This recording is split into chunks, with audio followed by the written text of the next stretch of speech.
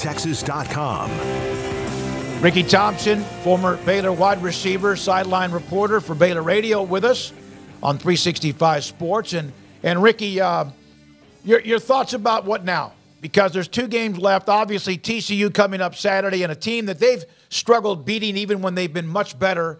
Charlie Brewer got them once, obviously 61-58, but it's been few and far between. What now? And do you consider TCU a rival? Sure. I think so. 90 miles apart.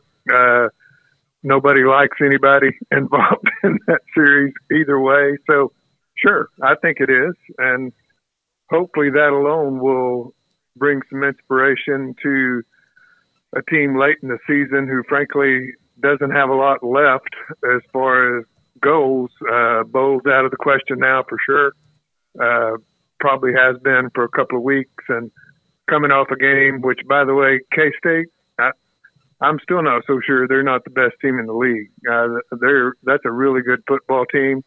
I think when you give somebody like that 3 scores, you're in big trouble. But, yes, I think this game's a rivalry. I think it'll be treated that way. And with that, that always gives you some optimism, because how many times have we seen a game like this that doesn't go exactly like you think it should, and happens more often than not. So I think with that, that's what you've got to put into these players, and hopefully they put it into themselves, that this is an important game, 90 miles apart, somebody you're going to play every year from here on out, no matter how this league and the schedule presents itself going forward. You're going to play TCU every year.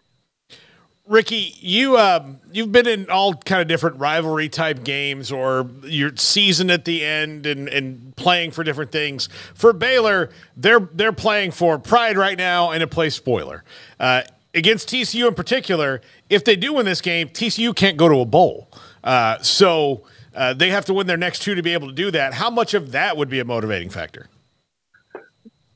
Well, yeah, I think it's a factor. I don't think there's anything that Baylor fans would like much more at this point in the season than at least knocking TCU out of a bowl game. I'd like it personally. I think it'd be great. So I hadn't thought about that particular motivation, Paul, but I think, and I bet that there's been discussion of that in some regard on the river as they practice this week. And yeah, that would be a really nice way to end a disappointing season, to knock those guys out of a bowl game. And I tell you what, if they can, again, just push these games into the second half, you never know. And they're going to have to play mistake-free. Obviously, TCU runs an offense in the spread with Briles that has given us some fits. We have finally put 3 corners in the game, have a corner on that inside slot receiver, which makes all the difference in the world. In fact, last week, guys, we had 3 freshman cornerbacks in the game at the same time. Not redshirt freshmen, true freshmen at the same time. Ricky, isn't that kind of, I guess, one of the areas that you would look at with what Kid Aranda, we run it back and see what can possibly be done next year, the young defensive backs.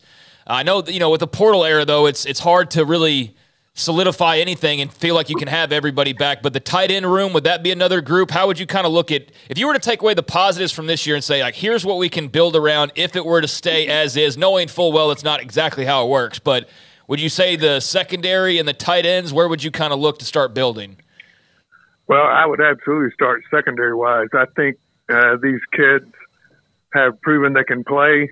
We've seen some freshman mistakes in the secondary, which when you're 18 years old, you're going to get beat. I've seen a lot of senior fifth-year quarterbacks get beat too. So, yes, I think that's something that you really build on, and I think that's where this NIL mess comes in, guys. I think that hopefully that's already started, that process of retaining these guys, make sure they're coming back, and I would fully expect that Baylor jumps into the portal pretty heavy this year. I think,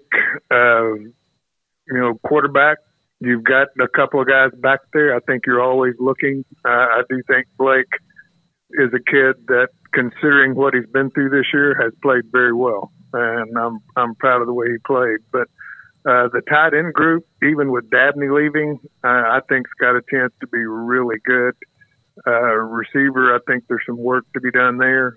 There's some kids there that can play. They just hopefully will develop further. And obviously it's hurt for Keytron Jackson to be out the last couple of weeks. But there are some things to build on. I think overall you just build on the fact that a lot of your better players are just kids. They're young guys, and you've got, I guess 9 seniors that are really playing.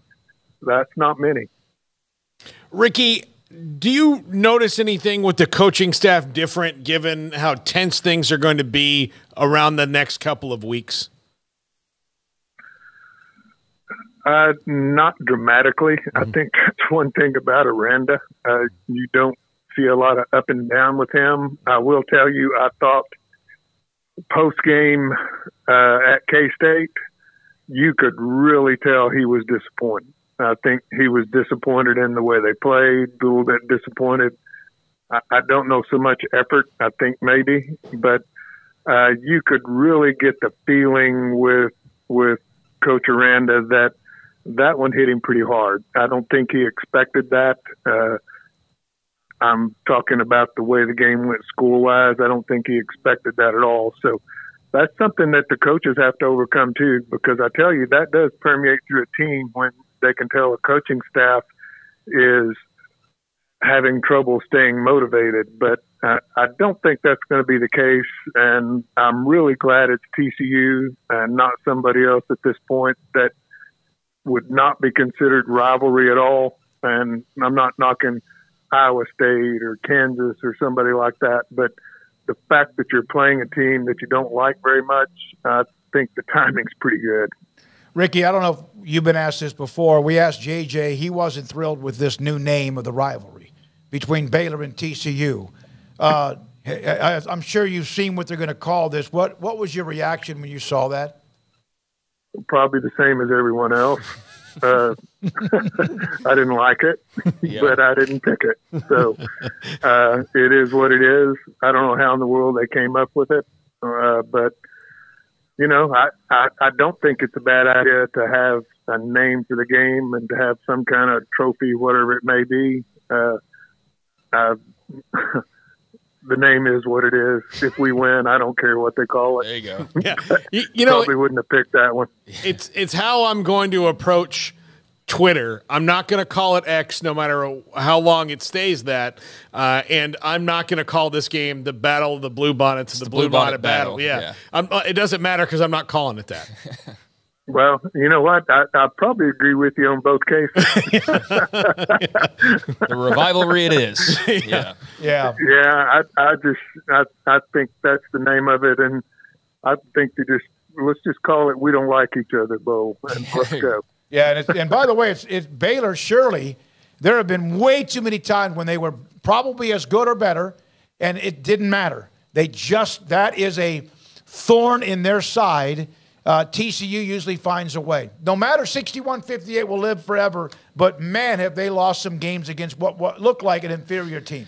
Yeah, and Ricky, and Ricky, I was going to say to that point, I mean, last year it wasn't an inferior team, but man, what we had that game, we score late, go up 28-20, hold them with a 2-point conversion. All you got to do is get a first down, it's over, and you beat a team that's 10-0. So you're right. It just seems it's always something. Yeah, Rick, I was going to say, I got the feeling that's still a scar, that game last year, when hearing Aranda talk about like how that gutted them. And obviously they've been on a little bit of a slide since then. That wasn't the start of the slide per se, but that game feels like it left a little bit of a mark that may not ever go away for those that were involved, especially in the coaching. Well, I mean, I guess the players too, but I just got that sense from Aranda. Do you sense that as well, just how excruciating that loss was? Yeah, I think so. I mean, you think about it, that was in the middle of a streak that started not very good football and quite a few losses. I guarantee if you win that game and you pull it out, a lot of things end up differently and probably are even different right now. You beat a team that was ranked in the top 5 and 10-0.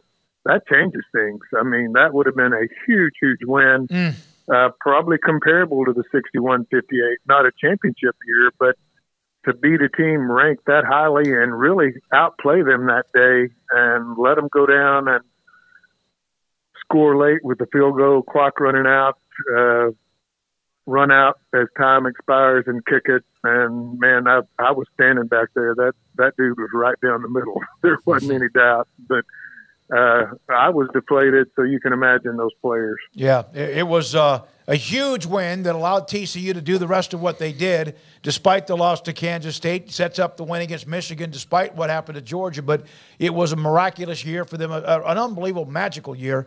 But yeah, that kind of was one of those. I always thought that they never recovered from Kansas State, like basically bullying them. But yeah, that one there, woo, that was a low moment with the last-second field goal. And for them to do it at Waco and Baylor at McLean Stadium like Callahan had done it back in 2014 was kind of almost a memory of that too. Yeah, and you know what it reminded me of? I don't know if you guys remember, Patterson was still up there. They had us down 9-0 at the half. We looked terrible and came back and kicked a 51-yard field goal last play of the game to tie it at 9 and then win it in double, triple overtime. That's one of those where they're feeling like, let's go jump off the top row of the stands when this is over. I think maybe that's the way we felt last year after that one. Ricky, thank you very much for your time. Baylor Radio sideline reporter Ricky Thompson, former Baylor wide receiver, with us on 365 Sports.